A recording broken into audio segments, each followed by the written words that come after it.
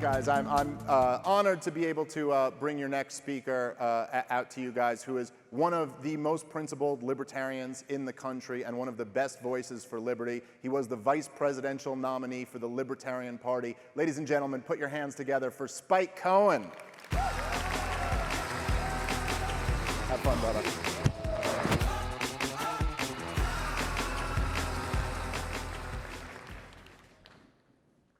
Folks, let me ask you something before we get started. Who here is ready to set America free? That's what I'm talking about. Who here is ready to build a future that is not just freer, but safer and healthier and more prosperous than anything we could ever imagine now for future generations? And who here is ready to make sure that we kick those clowns out of office who spent the last year telling you whether or not you're essential, whether or not you're allowed to go outside, whether or not you're allowed to go to your place of worship, whether or not you're allowed to work and provide for your family? Who here is ready to do the hard work that we need to see an America that is as free as we want it to be? Thank you. Well, that's good, because if not, I would be at the wrong place and I'd have to find out where I was supposed to show up to speak and figure out what this is. Folks, thank you so much for being here. Thank you for having me. We want an America that is free. And frankly, we have seen, not just over the last year, but over our lives, but especially in the last year, we've seen the consequences of tyranny. We've seen the consequences of not truly being free. And it didn't start last year. We didn't need the COVID pandemic to know that government-managed healthcare is a uniquely terrible way to provide healthcare. We didn't need the lockdowns to tell us that government has absolutely no business telling us how to live our lives. We didn't need these ridiculous bailouts to tell us what a mess it is when we allow politicians to have the power of the purse and to rob us blind to pay off themselves and their buddies who put them in office. We didn't need 2020 and now 2021 to tell us that we need liberty. It just drove it home more than ever before. Last year, I ran for vice president with the Libertarian Party. And that's okay, for those of you who clap, that's fine. Don't ever let the fact that I'm talking stop you from applauding me, by the way. Just moving forward, if you feel the need to hoot, holler, say, you're the best, Spike, whatever you need to do, I'm perfectly fine with that. Do not let my voice talking, thank you. So last year, I went around the country, 35 states in total, over 100 campaign events, met with tens of thousands of people. And by the way, I was able to test negative for COVID the whole time. Turns out you can still live your life and stay safe, by the way, just a side note there. Again, always feel free to I talked with people across this country, and I heard some incredibly inspiring stories of people doing their best despite what was being put in front of them and thriving as best as they could. But I also heard some profoundly heartbreaking stories. I heard stories from veterans who signed up and swore an oath to protect and defend the Constitution and the American people from all enemies, foreign and domestic, and they were sent overseas and told that they were fighting for our freedoms, found out once they got there that they were really just fighting to keep themselves alive and the people around them. They stayed there just to protect their buddies, the people that were their loved ones. And when they came home, often on the same plane as their buddies in flag-draped caskets, when they would come home, often with PTSD, traumatic brain injuries, chronic health issues, trauma, you name it, they get back here and the promise that they were given was broken. They're subjected to the absolute worst form of health care in this country, the Veterans Administration, which coincidentally happens to be the most government-managed form of health care in this country as well. They were subjected to the worst form of health care. They were criminalized. Depending on what state they were in, they were told that the most effective medicines were illegal for them to have. And it's why we see those 22 a day that we keep hearing about that are committing suicide. But there's the many more who don't, and they're trying their best. They fought for this country, and they're getting some of the worst treatment. I talked to people who, for whatever reason, ended up with either a pain problem or a trauma issue and ended up having to take either pain pills or something else until eventually the FDA told them, you've reached your lifetime limit, you can't have the drug you need anymore.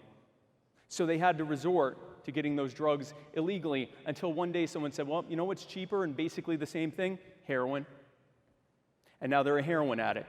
Now they're facing things like homelessness. Now they're facing things like overdose. Now they're facing all the damage that's being done to their body, all because the government wouldn't stay out of their, am I allowed to say damn? Out of their gosh darn business. I'm not sure what I'm allowed to say up here. But would stay out of their business, would not allow them to be able to have their own healthcare decisions. And of course, and I'm sure there are people in this room who can attest to this, I don't know how many people who had spent their lives building their small business, building their company, building something that they had fought hard to be able to have, only to be told one day by their state government, "Nah, you can't open anymore. You can't do business anymore. It's for safety." It would be unsafe if you were open.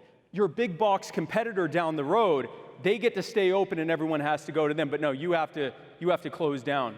And they lost their business. Then a few months later, they're given a check for a few $100, and they hear about the trillions of dollars that are being run up in debt, paper money that's actually not even paper, just zeros on a ledger, to pay off trillions of dollars to the billionaires who put their favorite politicians in office. We saw firsthand what tyranny looks like. By the way, show of hands. A couple weeks ago, we celebrated our independence and freedom. Who here took part in celebrating our independence and freedom? I know I did. I ate a lot. Keep your hand up. Who here celebrated our independence and freedom in a place where fireworks aren't allowed? Yeah. Who here, keep your hand up if it's still up, who here celebrated their independence and freedom in a state that at least at some point told you whether or not you were essential and whether or not you were allowed to go outside? A lot more hands there. Now put your hand up if you celebrated your independence and freedom in a part of the country where they run up trillions of dollars to pay for endless wars and putting victimless criminals in cages and ruining people's lives and enriching themselves and the cronies who put them in office. If you're an American, your hand's supposed to be up right now. Our country was started with the Declaration of Independence, followed by a revolution to secure what was declared in that declaration. And we have a constitution that ostensibly limits our government and tells it what it can and cannot do, mostly what it cannot do, and provides for checks and balances. Now, the founders warned about what would happen if we simply looked at that sheet of paper and said, yeah, it's good enough. It says it's going to protect us. It says it's going to limit government. That should work fine. It warned about what would happen. In short, it warned that the exact thing that is happening now would be happening. Let's be very clear. If the Constitution was doing what it was supposed to be doing, we wouldn't need to be here.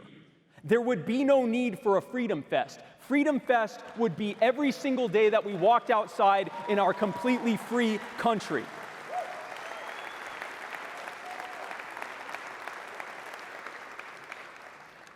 Now, some say that means that the Constitution has failed, but if you read what the founders said, they said what would happen. We all know the Thomas Jefferson quote about the tree of liberty and being refreshed time to time with the blood of patriots. Well, Joe Biden doesn't know the quote, but everyone else should remember the quote. He tried his best. We've all heard the quote that the tree of liberty need to be refreshed from time to time with the blood of patriots and tyrants. Pretty clear what he's saying there. We're going to have to fight to remain free. And to whatever extent it's been taken from us, we're going to have to fight to get it back. Thomas Jefferson wasn't even close to being alone in that. Ben Franklin, in the last day of the Constitutional Convention, and I'm going to paraphrase him because I'm not good at memorizing things, Ben Franklin said that this government will be good, this should work for a period of time, this will give us the government that we need right now, but I fear that if left unchecked, this government will lead to utter despotism, a worse government than the one that they were replacing.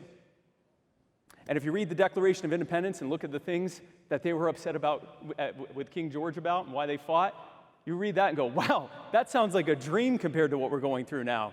You want to talk about taxation without representation? There are people who have not even been conceived yet. And when they are born, however many months or years later, they will already be saddled with hundreds of thousands of dollars in debt that they will have to pay off with interest for the rest of their lives. Not only did they not get a say in it or a vote in it, they weren't even alive when it happened. If that isn't taxation without representation, I don't know what the hell is.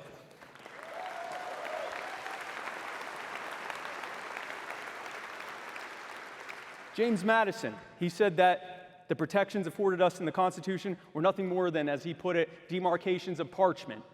If we don't fight for our freedoms, Samuel Adams, Thomas Paine, almost every single one of the founders has been clear that this isn't about what's written on a sheet of paper. It's about being diligent in our fight for freedom. Even here in South Dakota, one of the most free states in the Union, a state that had no lockdowns. That is something worth applauding. No lockdowns. A state that recently, finally, told veterans with PTSD and people suffering from glaucoma and children with epileptic seizures and people that are suffering from chemotherapy-related side effects that they can finally access the most effective and safe treatment, medical cannabis, legally, after overwhelming approval.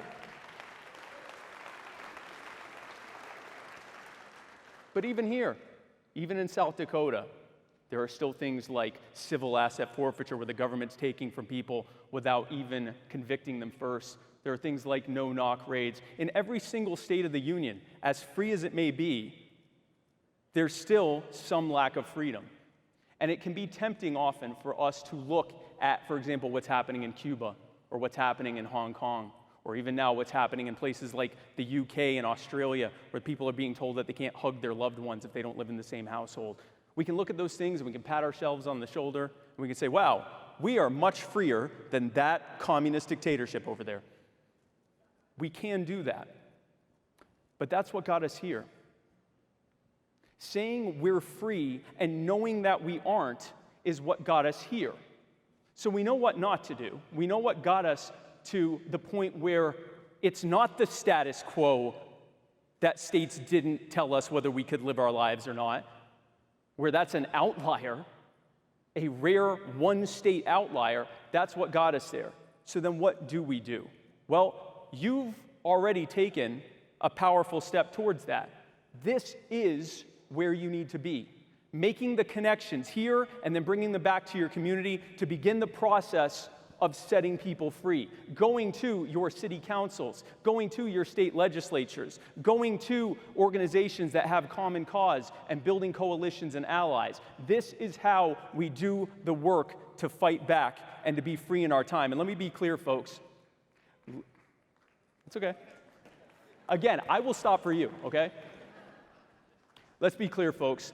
Liberty is going to win. Liberty is winning. It may not seem like it right now. With tens and trillions of dollars in spending, endless wars, seemingly no difference between Republicans and Democrats once they get into office, it might not seem like we're winning. Liberty is winning. The blockchain and cryptocurrency is already making government obsolete on a day-by-day basis. Groups like this, organizations like this, are growing across the country. A record number of Americans are saying that they don't want to vote for the status quo of either party. Liberty is going to win, and when it wins, it will be because of you. There may be times that you look at what's going on right now and think, this is hopeless. We're being outspent. We're being outnumbered. Our ideas aren't even out in the mainstream, much less being debated. I don't know if we can accomplish this, but let me tell you something. Every major movement on this planet that has set people free has always started with a small group of people, sometimes just a small handful of people who looked at all those odds and said, I don't care how outgunned and outmanned and outspent I am. I don't care how bad the odds look. I don't even care the danger I'm in, because the only alternative to fighting until we win, until liberty wins, is to just shrug my shoulders and accept what we're going through. That was unacceptable to them. That is unacceptable to you, and that is why you were here. Like I said, liberty will win, and when it wins, it will be because of you. You will be the people that they talk about. When we talk about statism and tyranny being a thing of the past, a quaint relic that no longer exists, when we are truly living in the freedom that we want, they will talk about you, the remnant who said, I refuse to stop fighting. And when we win, we will have a freer future than we could ever imagine. Now, folks, I don't know about you, but I'm not here to make marginal changes on the side. I'm not here to make moderate reforms. I am here to set America free. I am here to work with you, to take all that power and freedom and decision-making ability that they stole from you and putting it back in your hands where it always damn well belonged. Here's what we're here for. We are here for nothing short of a revolution, and we are just getting started. Now, who's with me? Thank you. Thank you. This is the awkward walk away while you applaud me. Thank you. Thank you so much. That was